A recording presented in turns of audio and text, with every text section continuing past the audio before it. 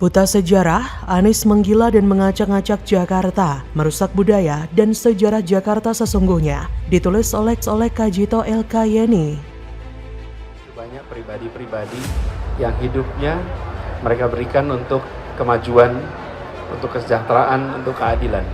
Dari mulai bidang keagamaan, sampai bidang kesenian, sampai bidang bela bangsa, melawan kolonialisme. Nama tempat, nama jalan, itu ada aturan-aturan yang bersikap mengikat, terutama setelah keluarnya Undang-Undang Nomor 2 Tahun 2021. Karena misal nama jalan Warung Buncit itu nama yang mengandung sejarah yang penting begitu ya, dan itu dilindungi karena sudah mengadopsi rekomendasi dari UNESCO tentang nama tempat itu juga artefak sejarah.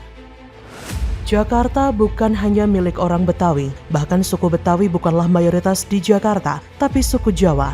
Mengganti nama jalan dengan nama-nama tokoh Betawi justru mengaburkan sejarah, termasuk mengesampingkan keberadaan etnis lain di Jakarta. Suku Betawi baru muncul 100 tahun yang lalu, itu pun secara resmi baru ketika Husni Tamrin mengumumkan berdirinya Perkumpulan Betawi, yaitu Pemuda Kaum Betawi pada 1923. Sebelumnya, cikal bakal suku Betawi menyebut dirinya berdasarkan wilayah, orang Kuitang misalnya. Bahkan sebelum tahun 70-an, orang-orang yang sekarang teridentifikasi sebagai suku Betawi mengaku sebagai orang Melayu. Kebetawian menjadi booming ketika muncul organisasi kesukuan. Banyak yang kemudian membetawikan diri, meskipun bukan Betawi asli. Jauh sebelum itu, 3.000 tahun lalu, Jakarta sudah ada penduduknya dan mereka bukan suku Betawi tapi Nusa Jawa. Kalau ingin ditarik ke sejarah yang agak dekat, maka semestinya pusat kebudayaan Jakarta mengakar pada Kerajaan Pajajaran. Sekali lagi, etnis yang hidup di masa itu bukan suku Betawi tapi suku Sunda. Anies memang buta sejarah. Penggantian nama jalan itu semata-mata dilakukan demi tujuan politik agar di ujung masa pemerintahannya ia dikenang minimal oleh suku Betawi. Meskipun secara statistik jumlahnya sangat kecil di tingkat nasional, yang tidak disadari Anies, penggantian nama jalan itu menampar muka suku lain, terutama suku Jawa dan Sunda yang ada di Jakarta. Padahal nama Jakarta itu sendiri muncul dari seorang pejuang bernama Fathahillah alias Palatehan atau Fadilah Khan yang menyebutnya sebagai Jayakarta. Sekali lagi, dia ini juga bukan suku Betawi, dia berasal dari Aceh. Pasukan yang berjuang mengusir Portugis di Sunda Kelapa juga bukan orang Betawi, tapi pasukan gabungan dari Banten dan Demak. Etnisnya tentu saja etnis Banten dan Jawa, dan kata Sunda Kelapa itu sendiri secara gamblang menunjukkan orang-orang Sunda Pajajaranlah yang tinggal di daerah itu, jauh sebelum konflik terjadi. Jadi menyebut Betawi sebagai suku asli Jakarta itu menyakiti warga Sunda, sebagai penduduk yang telah mendiami wilayah ini ribuan tahun sebelumnya. Kebetawian sebenarnya adalah konsep Belanda untuk menyebut sekelompok orang berbahasa Melayu dengan dialek berbeda. Berhubung Batavia dulu itu adalah daerah pertemuan banyak suku di Nusantara, terutama para budak dan pekerja kasar, maka terjadilah asimilasi kebudayaan yang oleh Belanda waktu itu dibuat istilah muda dari kata Batavia yang lama-kelamaan berubah menjadi Batavi, Batawi, Betawi. Jadi Anies ini sengaja mengaburkan sejarah. Dengan membetawikan apa-apa yang ada di Jakarta untuk nama pahlawan okelah, penggantian nama sebagai penghormatan bagi mereka. Tapi mengganti nama artis seperti Mpok Nori atau Haji Bokir tidaklah memiliki relevansi nasionalisme. Belum lagi menghitung ribetnya mengubah surat-surat penting, ini kan sama saja membuat rakyat susah. Syukur-syukur nggak ada pungli waktu mengubah identitas itu. Tapi bayangkan begitu banyak waktu dan tenaga terbuang sia-sia gara-gara manusia buta sejarah bernama Anies Baswedan itu. Anies memang berbahaya, apapun yang dia pegang bermasalah dan berantakan. Kerusakan demi kerusakan terus ia lakukan.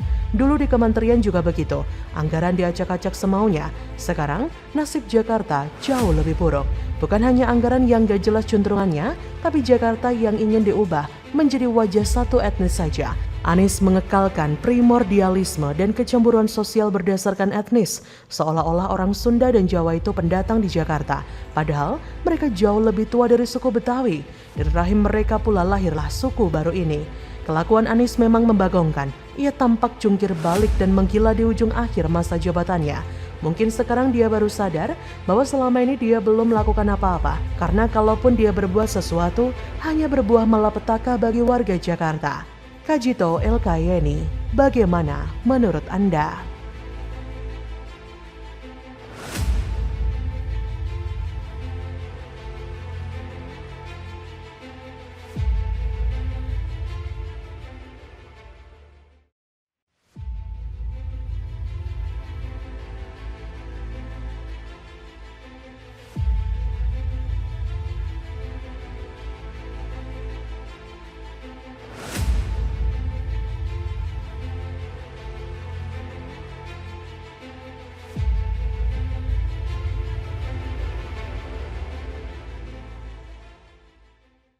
Ngakak, emak-emak tiba-tiba datangi Anies Baswedan, semoga bapak jadi presiden, tapi minta uang beli beras dulu. Untuk beli beras, kenangan manis hidupku, yang penting bapak jadi presiden.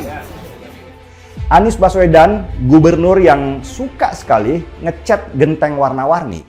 Ternyata namanya masih diingat banyak orang, terutama dalam hasil survei. Anies adalah gubernur yang berhasil memainkan politik identitas di dalam mencapai puncak karirnya.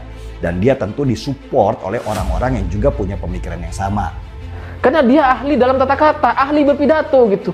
Cocoknya sebagai dosen atau motivator, cocok ini Anies gitu.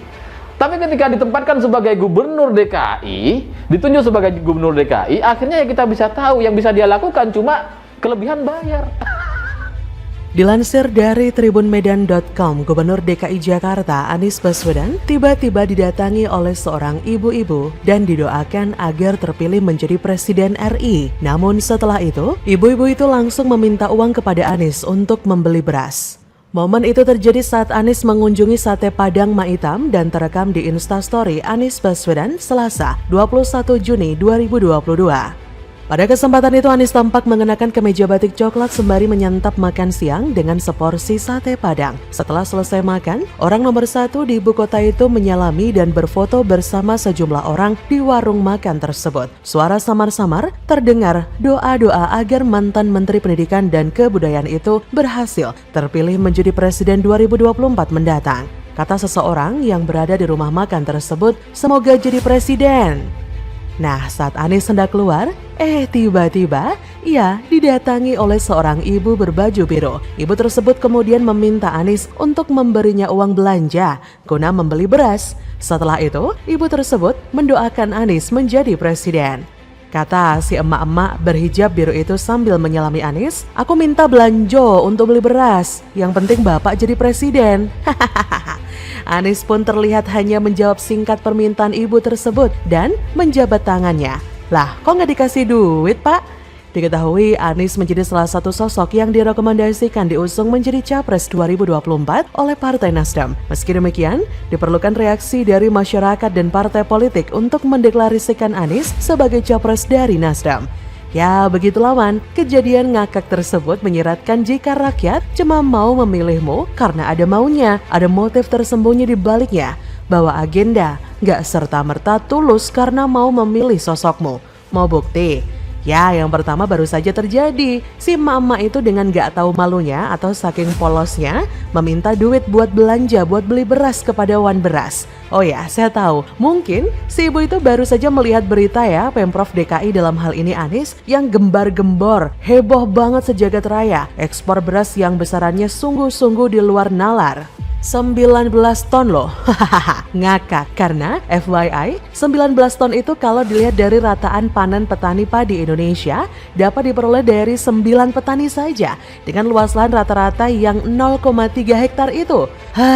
Klaim yang sangat-sangat berlebihan, bombastis, emang gak bener kelebihan ya gitu.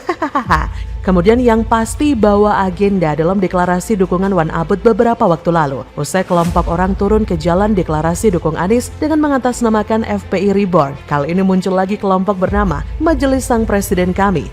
Mereka tidak turun ke jalan tapi menggelar acara di dalam gedung. Mereka mengaku terdiri dari kelompok ex-HTI, ex-Napiter, dan ex-FPI. Bagaimanapun juga, Anies sangat sulit melepaskan diri dari kelompok ini. Bahwa kami memberikan landasan untuk Bapak Anies maju ke Pilpres 2024-2029 nanti. Trauma pada pilkada paling brutal di 2016 bisa dihapuskan dalam ingatan kita. Yang penting, Pak Anies tidak pernah korupsi sampai saat ini. Yang kami tahu seperti itu, dan kami siap untuk mendukung semua kegiatan-kegiatan dan janji-janji beliau pada saat kampanye yang lalu, 23 janji itu alhamdulillah sudah 99% sudah ditepati. Ya kita tahu sendirilah di tangan pemerintah, kelompok HTI, FPI dan sejenisnya diberangus. Otomatis mereka jadi benci dan dendam kepada pemerintah. Dendam ini akan terus melekat di otak bagai lem setan, hampir tak mungkin dilupakan. Mereka butuh tumpangan agar bisa berkuasa. Salah satunya adalah mendukung salah satu calon yang mereka anggap bisa memfasilitasi keinginan mereka kelak. Anies yang sejak Pilkada 2017 didukung oleh gerombolan Rizik DKK, kini sulit melepaskan diri dari mereka. Pendukung Anies selalu dicap dari kelompok seperti ini. Acara deklarasi dukungan Anies sempat geger karena terlihat ada bendera yang diduga atribut HTI di atas panggung acara. Nah kan, bawa agenda. Seperti yang kita tahu bahwa HTI, FPI, dan napiter-napiter tersebut adalah orang-orang yang demen, cinta mati, dan rela mengorbankan diri mereka untuk jadi pengantin demi tegakkan khilafah. Jadi jelas dong agenda apa yang mereka bawa. Nah, dengan mendukung Wan Abut yang juga berhasil mereka dudukan dengan empuk di pilkada terburuk sepanjang sejarah Indonesia, mereka lagi-lagi mau tunggangi Wan Abut untuk pimpin negara ini. Duh, ngeri banget kalau sampai kejadian. So, saya kasihan sih sebenarnya sama Wan Abut karena nggak ada yang benar-benar ikhlas mendukung karena sosoknya, karena prestasinya, karena kinerjanya. Masing-masing dari pendukungnya bawa agenda dan kepentingan tersendiri. Kasihan. Bagaimana menurut Anda?